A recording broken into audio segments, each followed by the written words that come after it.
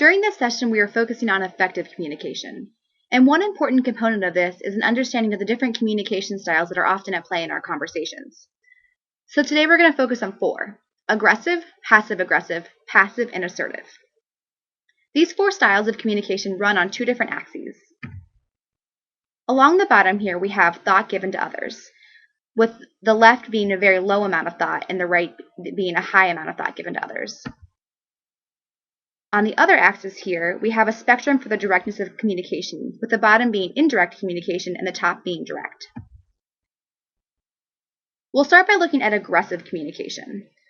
When someone's communicating in an aggressive fashion, they have a low amount of thought given to others and a high directness of communication. Someone who's speaking this way it's very clear that the focus is on their own point of view, their own needs, and little thought is given to those around them. Often, aggressive communication is seen as hostile or selfish, so it's often ineffective at creating healthy dialogue in a group. Next, we'll look at passive-aggressive communication. This is low on the thought given to others still, but it's also low on directness. This means the focus of the speaker is still largely on their own needs, but it's communicated in a different fashion because it's very indirect. So you notice things such as offhand remarks or facial expressions. Since the focus here is mostly on their own needs still, it's also not often the best choice to encourage an effective group dynamic.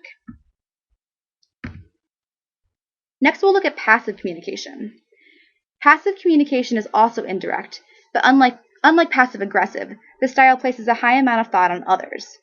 Those who use this are often focusing on the needs of other members at the expense of giving their own views and opinions. While the style is often used to avoid conflict, it does not allow for an open flow of dialogue for all members. So today we want to focus on assertive communication. This is often the best choice. Assertive communication is high on directness, but also high on thought given to others. It represents a balance between being confident in your own views and opinions, but respecting and understanding those of others. This allows for a flexibility in the conversation that really allows to get a healthy dialogue going, because everyone feels respected and able to share their views.